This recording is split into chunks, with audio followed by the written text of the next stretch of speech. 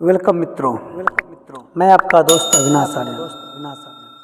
दोस्तों आज हम लोग विचार करेंगे कि हमारा देश 200 वर्षों से अंग्रेजों के अधीन थे। पर क्या ये आज़ादी की लड़ाई 200 वर्षों तक चला? क्या ये जब गुलाम हुआ तब से नहीं लड़ा गया? दोस्तों 200 वर्ष तो अंग्रेजों ने राज किया। इसके पहले भी हमारे देश में बहुत सारे आक्रमणकारी आए और शासन भी किए। भारत पर सबसे पहला मुस्लिम शासक मीर कासिम ने 712 ईस्वी में शासन किया। उसके बाद मोहम्मद गजनवी, मोहम्मद गौरी, चंगेज खां इत्यादि ने हमले किए और फिर कुतुबुद्दीन ऐबक, गुलाम वंश, तुगलक वंश, खिलजी वंश, लोधी वंश, फिर मुगल वंश इत्यादि वर्षों से भारत पर राज किया और हिंदुओं पर खूब अत्याचार किए। लेकिन आजादी के लिए किसी ने क्यों नहीं लड़ा?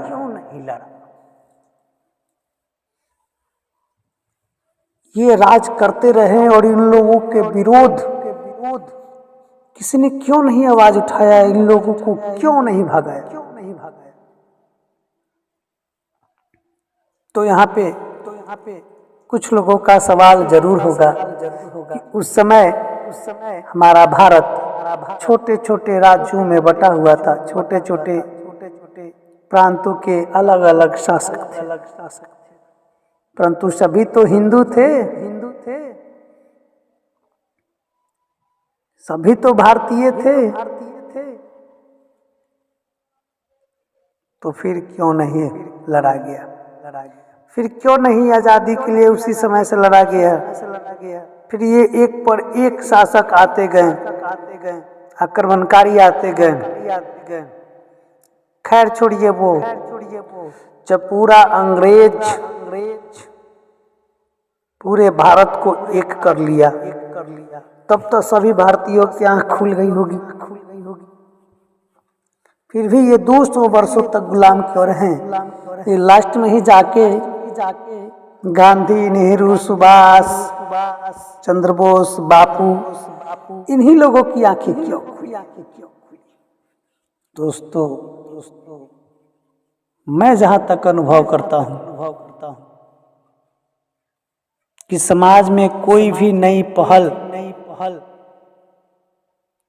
उच्च वर्गीय लोग, समझदार और विकसित समाज के लोग, बुद्धिजीवी लोग ही पहल करते हैं। और सब दिन जो बुद्धिजीवी और उच्च वर्गीय लोग थे उन्होंने समाज के निम्न वर्गों को जैसे कहा सभी ने वैसा ही किया। जिस तरह से समझाया वैसे ही समझा,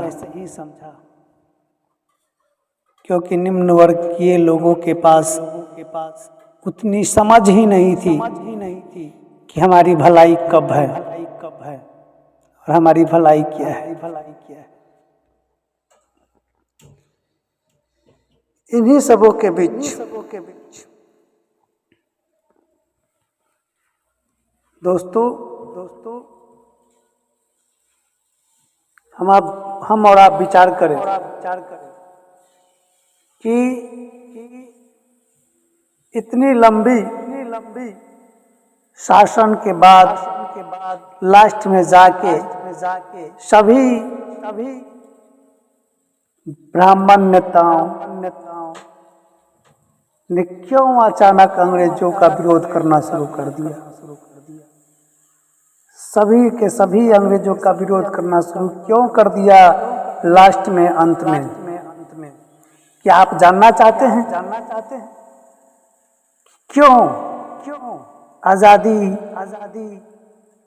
के बिगुल जोर पकड़ लिया? क्यों ये पहले से नहीं चला? ये 200 वर्षों में शुरुआत से ये बिगुल क्यों नहीं फूका गया? ये लास्ट में ही बिगुल क्यों फुकाया? तो दोस्तों, सच्चाई यही है जो मैं अब बताने जा रहा हूँ, और ध्यान से सुने इस बात को।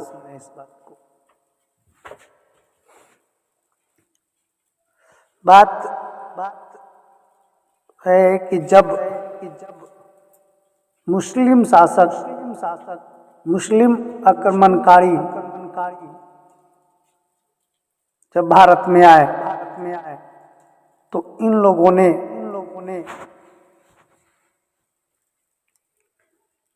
ब्राह्मण की सत्ता को नहीं छेड़ा, ब्राह्मण के नीतियों से छेड़छाड़ नहीं की, बशर्ते ब्राह्मणों से समझौता कर भारत पर शासन की, उच्च वर्गीय लोगों से समझौता कर भारत में शासन किया।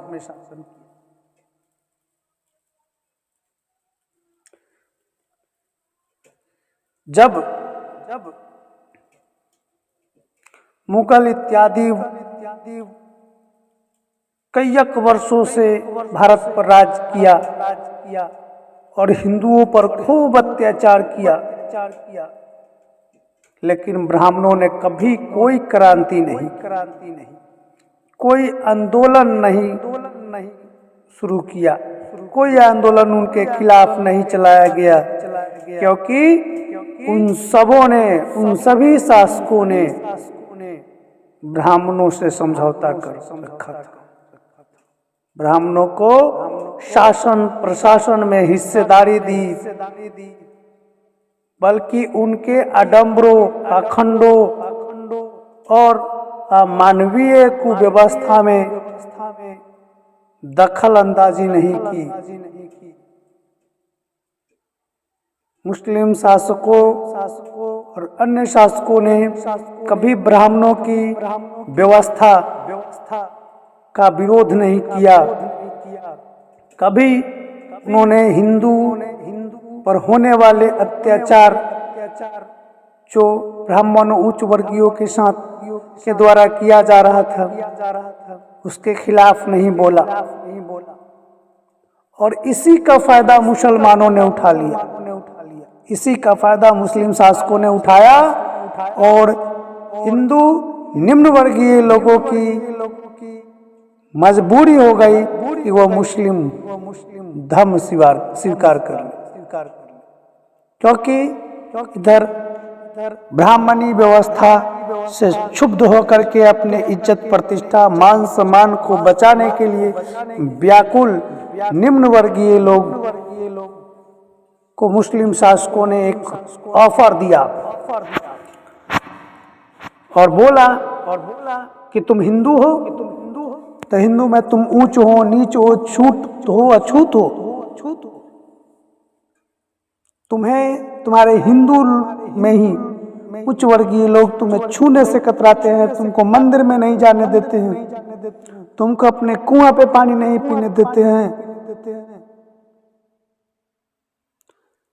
परंतु हमारे मुस्लिम धर्म में देखो, एक ही मस्जिद में एक ही कतार में राजा रंक सभी एक साथ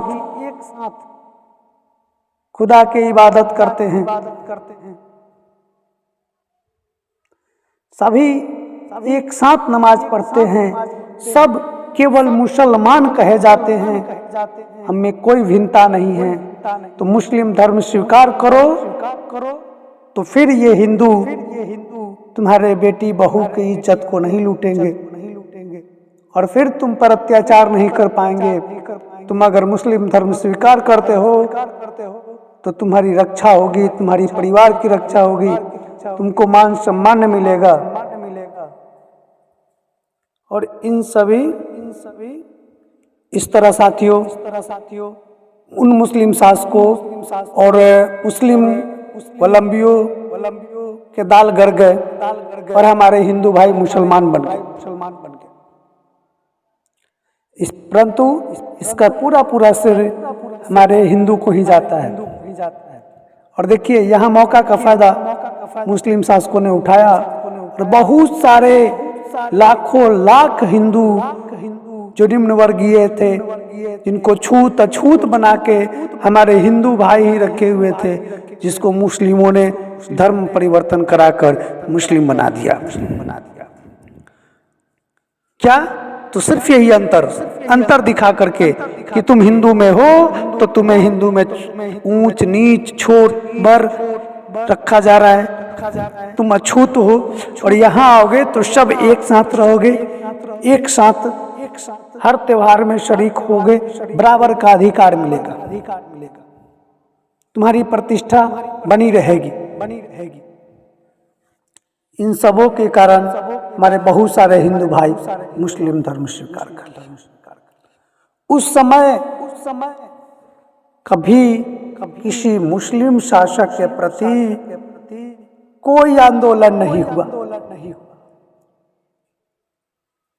क्योंकि वह उनको अपने शासन में हिस्सेदारी दे रखा था। उनके पाखंडों पर वो कोई रोक नहीं लगाता था, सिर्फ उनको यही कहना था कि मेरे मुस्लिम बिरादरी में आप कुछ दखल अंदाजी न करो, बाकी अपने बिरादरी में जो करना है करो। लेकिन अंग्रेजों ने भी यही किया। शुरू में तो ब्राह्मणों को उनके आडंबरों में कोई छेड़छाड़ नहीं किया। शुरू में आरक्षण भी ब्राह्मणों को बहुत अधिक दिया। हर चीज में जैसे मुस्लिम शासक अधिकार देते हैं, वैसा ही अंग्रेजों ने ब्राह्मणों को हर चीज में भागीदारी दिया। लेकिन जब अंग्रेजों ने देखा कि अब हमारी पांव बहुत अच्छी तरह से पूरे भारत पर जम चुका है, तब उन्होंने धीरे धीरे ब्राह्मणों को दरकिनार करना शुरू किया। उनके पाखंडों के प्रति धीरे धीरे कानून लाना शुरू किया। उनकी कुव्यवस्था पर चोट करना शुरू किया और कुव्यवस्थाओं और विशेष अधिकारों को तोड़कर सभी पुरुष महिलाओं, धर्मों, क्षुद्रों, दलितों को समान अधिकार दे डाले, जिससे ब्राह्मण समाज तिलमिला उठे और उन्होंने अपने अनुसूचित, विवेकहीन और अमानवीय अधिकारों की आजादी को देश की आजादी कहकर जनता को भड़काकर आजादी की आंदोलन प्रारंभ शुरू करवाई। क्योंकि जब तक उनको आजादी थी, उनको सत्ता में अधिकार था, उनको उनकी पाखंडों पर चोट नहीं किया जाता था, तब तक लड़ाई नहीं लड़ी गई। और निम्न वर्ग को तो पता ही नहीं था कि ये लड़ाई क्या होता है, आंदोलन क्या होता है। उनको तो ये सबसे कोई मतलब नहीं था। निम्न वर्ग तो उस समय जानवर के समान थे। उनको कहां से अकल की लड़ाई क्या होता है, आंदोलन क्या होता है, ये कैसे की जाती है, किस चिड़िया का नाम है आंदोलन। निम्न वर्गीय लोगों को इससे कोई मतलब नहीं था। जब यहाँ अंग्रेजों ने इनको दरकिनार करना शुरू किया तो इन्होंने फिर आवाहन करना शुरू किए, हिंदू भाइयों एक हो, हमें अंग्रेजों को भगाना होगा। और ये आंदोलन करना शुरू किया, आजादी की नारे लगाने लगे। लेकिन जब तक इनको अधिकार मिला, सत्ता में अधिकार मिला, मिलता रहा, इनके आडंबरों को नहीं छेड़छाड़ किया जाता रहा, तब तक इनको आजादी की जरूरत नहीं थी। आंदोलन की कोई जरूरत नहीं थी। अंग्रेजों की खिलाफत ये खड़ा नहीं हुए। लेकिन जब इन पर पड़ी तो शुरू हो गया आंदोलन। और आंदोलन के कुछ कारण अभी मैं बताता हूं। जब ये अंग्रेज मनुस्मृति के विरोध जाने लगे तो आंदोलन की नींव पड़ी। तब क्रांति शुरू हुआ। मनुस्मृति के विरोध अंग्रेजों ने 1795 में अधिनियम 2 के द्वारा क्षुद्रों ओबीसी को भी संपत्ति रखने का कानून बना दिया, जो सवर्णों ने कभी भी क्षुद्रों को ये अधिकार नहीं दिया। क्षुद्र को, ओबीसी को, निम्न जाति को संपत्ति रखने की कोई अधिकार नहीं। और अंग्रेजों ने 1795 में अधिनियम 2 के तहत ये कानून बना दिया कि सभी संपत्ति रख सकते हैं। क्षुद्र, ओबीसी सभी संपत्ति रख सकते हैं। सवर्णों को ये बात नहीं पची, हजम ही नहीं हुई और ब्राह्मणों ने विरोध करना शुरू कर दिया। इस अधिनियम से पूर्व, जब तक ये अधिनियम नहीं थे, तब तक या उससे पूर्व जाटो, अहिरो, गुज्जरो, पटेलो, कायस्थो इत्यादि क्षुद्र जातियों को भूमि का मालिकाना हक नहीं था। मनुस्मृति के विरुद्ध सन 1773 ईस्वी में ईस्ट इंडिया कंपनी ने रेगुलेटिंग एक्ट पास किया, जिसमें न्याय व्यवस्था समानता के सिद्धांत पर आधारित की गई। और 6 मई 1775 को इसी कानून द्वारा बंगाल के सामंत ब्राह्मण नंद कुमार देव को फांसी दी गई। सन 1804 के अधिनियम 3 के द्वारा अंग्रेजों ने कन्या हत्या पर रोक लगाई। लड़कियों के पैदा होते ही तालू में अफीम चिपकाकर या मां के स्तन पर धतूरे का लेप लगाकर या गड्ढा में दूध भर करके उसमें डाल दी जाती थी और कन्याओं को डुबाकर मार दिया जाता था। मनुस्मृति के विरुद्ध सन 1813 में ब्रिटिश सरकार ने कानून बनाकर शिक्षा ग्रहण करने का अधिकार सभी जातियों, दलितों, महिलाओं और सभी धर्मों के लोगों के लिए समान कर दिया। यहाँ पे भी बहुत ही बड़ा झटका सवर्णों को लगा। सवर्णों में खासकर ब्राह्मणों को लगा कि जब सभी पढ़ जाएंगे तो फिर तो हो गया। और वही हुआ, अभी वही है। उसके साथ ही मनुस्मृति के विरुद्ध सन 1813 में ही अंग्रेजों ने दास प्रथा का अंत कानून बनाकर कर दिया। मनुस्मृति के विरुद्ध सन 1817 में अंग्रेजों ने समान नागरिक संहिता कानून बनाया और सभी नागरिकों को समान अधिकार की व्यवस्था कायम की। 1817 से पहले सजा का प्रावधान वर्ण के आधार पर होता था। 1817 से पहले अगर एक ही जुर्म ब्राह्मण करे और एक क्षुद्र करे तो ब्राह्मण को कोई सजा नहीं, और वही अपराध एक क्षुद्र करे तो कठोर से कठोर दंड दिया जाता था।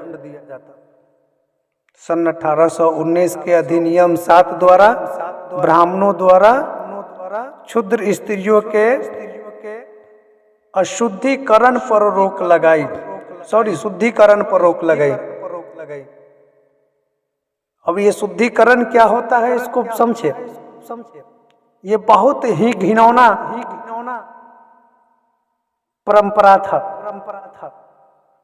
हिंदू धर्म के अंदर।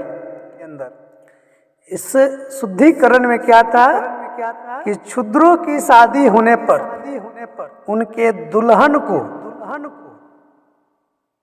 दूल्हे के घर न जाकर कम से कम 4 रात ब्राह्मणों के घर शारीरिक सेवा देनी पड़ती थी, जिससे क्षुद्र स्त्री को शुद्ध व पवित्र होती, लेकिन हरामी ब्राह्मण पवित्र नहीं होता था। शुद्धता के नाम पर, शुद्धिकरण के नाम पर 4 दिनों तक ब्राह्मणों के घरे वो लड़की शारीरिक सेवा दिया करती थी, 4 रात 4 दिन। और जब ये अंग्रेजों ने बंद किया तो इसी परंपरा को ब्राह्मणों ने चौठारी का नाम दिया। और जब क्षुद्र की कन्याएं घर पे आती है तो उसी के यादगार में आज भी क्षुद्र लोग चौठारी करते हैं। चौठारी यानी कि अपने चारों तरफ के देवताओं को पूजते हैं, बेटा के माथे के मोर ले जाकर कि लो हमारा ये इज्जत है, माथा कब मोर है। उसको याद दिलाने के लिए ब्राह्मणों ने आज भी इन लोगों पर ये चौठारी का रिवाज थोप रखा है, ताकि ये 4 दिनों के शुद्धिकरण का एहसास होते रहे। और जब क्षुद्र की औरतें, निम्न जातियों की औरतें चौठारी करती हैं तो ब्राह्मण देखकर हंसते हैं, मुस्कुराते हैं, कहते कि देख लो वो तो मजा चला गया जो शुद्धिकरण हम लोग किया करते थे। लेकिन आज भी उसका परंपरा हमने जिंदा किया है। ये देखो ये औरतें गीत गाते हुए चौठारी कर रही।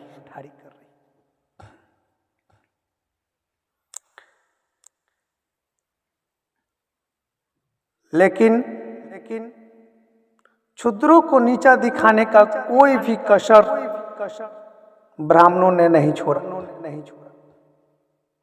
सन 1830 में अंग्रेजों ने नरबलि प्रथा पर रोक लगा दी। देवी देवताओं को प्रसन्न करने के लिए ब्राह्मण क्षुद्र स्त्री या पुरुषों को मंदिर के दीवारों में चुनवा देते थे, पुलिया में चुनवा दिया करते थे, उनके सर को पटक पटक के बलि चढ़ा दिया करते थे, देवताओं को भेंट चढ़ा देते थे। सन 1833 का अधिनियम 87 द्वारा सरकारी सेवा में भेदभाव पर अंग्रेजों ने रोक लगा दी और जिससे योग्यता की सेवा का आधार स्वीकार किया गया। किसी भी भारतीय नागरिक की जन्म स्थल, धर्म, जाति या रंग के आधार पर पद से वंचित नहीं रखा जा सकता। ये अंग्रेजों ने बनाया। अंग्रेजों ने 1834 में पहले भारतीय विधि आयोग का गठन किया। कानून बनाने की व्यवस्था जाति, वर्ण, धर्म और क्षेत्र की भावना के से ऊपर उठकर आयोग का प्रमुख उद्देश्य था। अंग्रेजों ने एक और भी बहुत अच्छी चाल चली थी,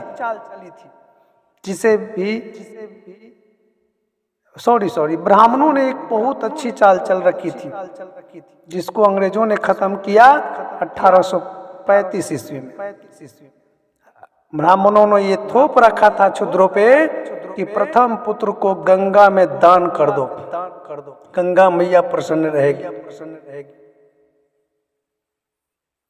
जिससे क्षुद्र के घर में यदि पहला लड़का पैदा हुआ तो उसे गंगा में फेंकवा दिया जाता था। आमतौर पर पहला पुत्र हष्ट पुष्ट और स्वस्थ पैदा होता है।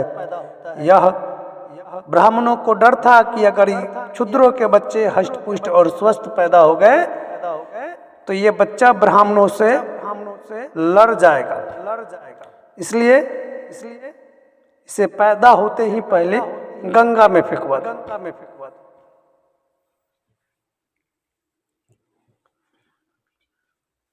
माह 7 मार्च 1835 को लॉर्ड मैकाले ने शिक्षा नीति को राज्य का विषय बनाकर उच्च शिक्षा को अंग्रेजी भाषा के माध्यम से देना अनिवार्य बना दिया।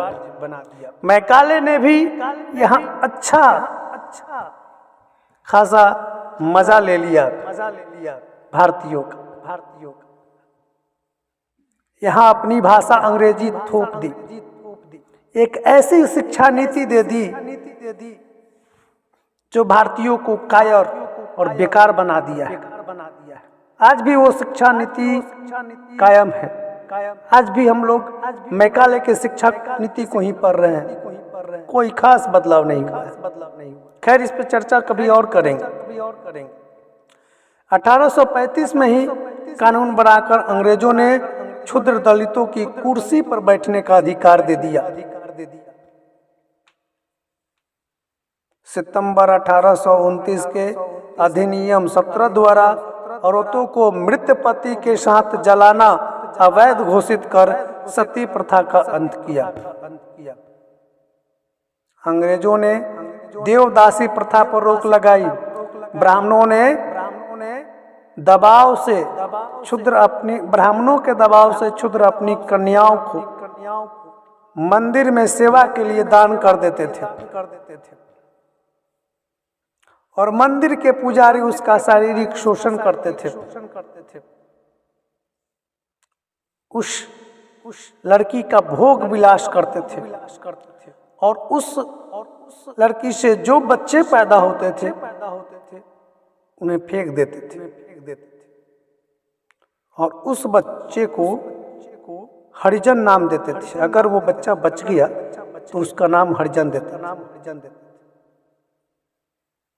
1921 की जातिवार गणना के अनुसार आंकड़ों में कुल 4 करोड़ 23 लाख संख्या थी, जिसमें 2 लाख से भी अधिक देवदासियां मंदिरों में अनाथ पड़ी थी। ये अंग्रेजों ने गणना कराई थी। यह कुप्रथा